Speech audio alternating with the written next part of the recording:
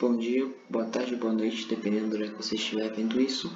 Meu nome é Tilhamir da Costa e eu irei apresentar o projeto Calculadora Avançada, uma junção de matemática e programação com auxílio de inteligência artificial por meio de um programa web aberto.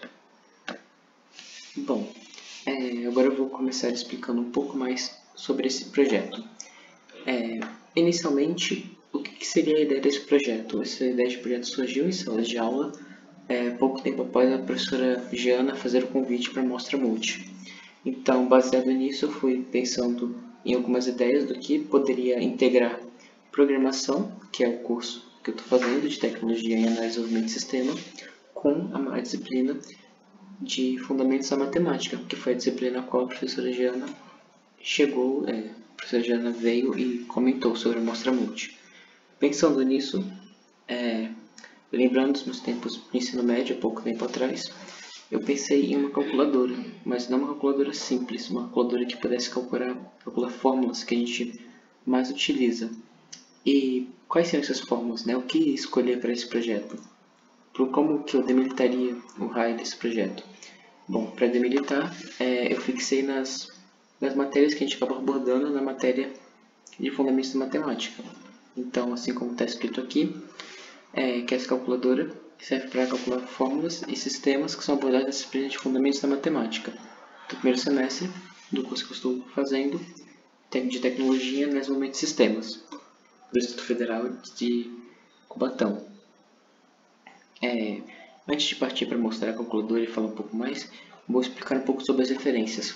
Como o projeto foi um pouco mais rápido, a gente optou por utilizar as referências diretas dos conteúdos. O que isso significa? O que significa que os conteúdos textuais das páginas, que eu vou explicar para que eles servem daqui a pouco, eles são referências diretas, ou seja, são os materiais textuais dos próprios artigos TCCs.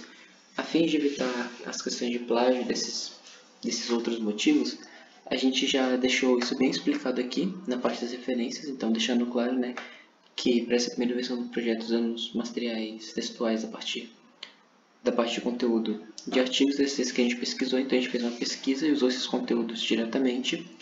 E por que disso? Porque o intuito dessa primeira versão é apresentar a calculadora e as funcionalidades.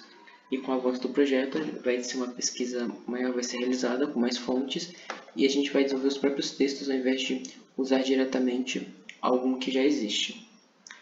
E para cada página a gente deixou no final as referências de quem criou aquele conteúdo. Elas também podem ser encontradas aqui no link do resumo expandido, que ao clicar, vem aqui para a documentação da mostra cultural. Já vamos falar mais um pouco disso. Bom, e como vocês podem ver aqui embaixo, já temos uma primeira referência, que é sobre essa calculadora aqui.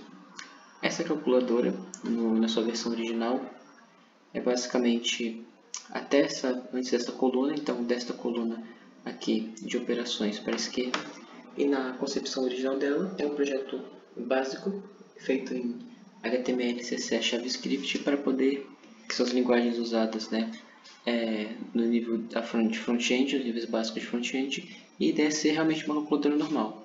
Então aqui você pode realizar as operações e ao calcular você vai obter os resultados. E nós também temos os botões de limpar o que está aqui, limpar toda a operação, deletar o número que foi colocado errado. Então se eu digito um número errado, eu posso deletar um deles, posso limpar tudo, então realizar uma operação. Vocês podem ver que ela continua ali em cima. Então se eu clico em C, ele simplesmente limpa os números aqui embaixo. Mas se eu clico nesse C aqui, ele vai limpar tudo. Enfim, essa primeira calculadora veio nesse formato. É uma calculadora simples e básica, mas a ideia é que a gente fizesse algo um pouco a mais disso. Então, para isso, que a gente entra agora sim. Bom, focar no conteúdo aqui da matriz. Vamos começar então por Bhaskara. Aqui nós temos a calculadora de Bhaskara, e aí, justamente como eu vou explicar anteriormente, a proposta da calculadora é que além de uma calculadora que complete essas fórmulas, né, que calcule essas fórmulas corretamente, ainda tenha um conteúdo para que a pessoa que está com dúvidas, quer verificar se está certo mesmo, possa ter aqui o conteúdo, né, explicando certinho o que é cada coisa, para poder calcular. E um detalhe é que no caso de Bhaskara aqui, né, a gente é uma fórmula só, mas em sistemas lineares, por exemplo, eles têm outras formas de se resolver. Então, para ficar de uma forma mais direta e não acabar lotando aqui com um conteúdo muito extenso, a gente decidiu que o que estiver sendo usado na calculadora vai ser usado no conteúdo. Então a calculadora entra com os valores de A, B e C para calcular Bhaskara, e aqui da explicação de Bhaskara e do delta também, porque em muitos lugares, quando está pesquisando, eu vi que o delta, o que seria esse delta, né, que aqui está representado, confunde muitas pessoas. E aqui também tem o x1 e x2, bem como eles são exibidos aqui no final. E aqui ao fim de cada página, assim como vou mostrar nas outras, tem as referências de onde foi tirado todo esse texto aqui. Para exemplificar aqui Bhaskara, vamos entrar com os valores de 3, menos 2 e menos 1. Então aqui a gente já tem o primeiro cálculo, que ele fala que x1 é 1 e o x2 é uma dízima aqui no caso.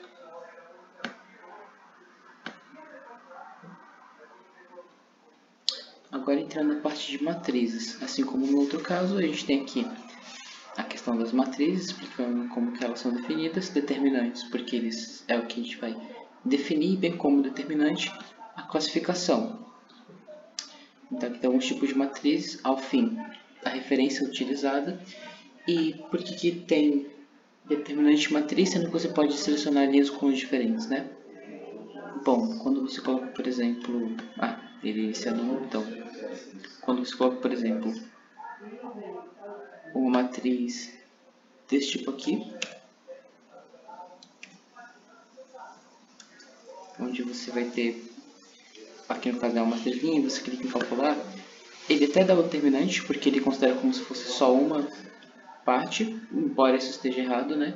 Mas ele dá a definição do que é essa matriz. Por quê?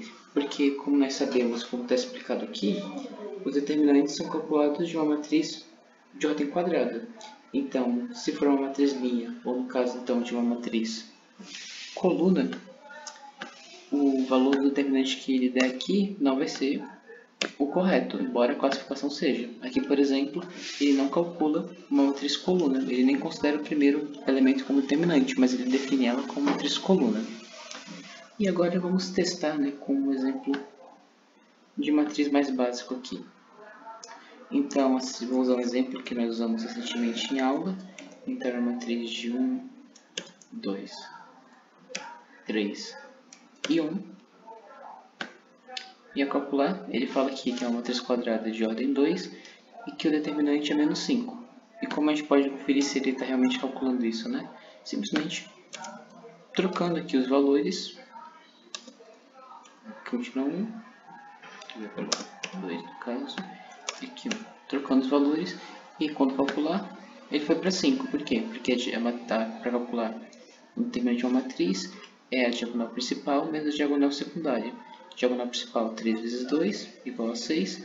Diagonal secundária 1 vezes 1 igual a 1. Principal menos secundária. Então no final vai dar 6 menos 1, 5. Agora, voltando aqui para a parte da tela, nós vamos ter conjuntos. E a mesma coisa, nós temos então a calculadora. Na parte de baixo nós temos as definições e tudo que você precisar saber, né? Então, pertencer, união, as operações que acontecem, né? Que é intersecção, união, diferença entre os conjuntos, a referência desse texto todo ao final. E aqui nós temos os conjuntos. E uma coisa bacana é que ele aceita números com vírgula, só que representados com pontos, porque é assim que a programação dele funciona. Então, se eu coloco esse conjunto e depois esse, e mando calcular, ele vai calcular a união.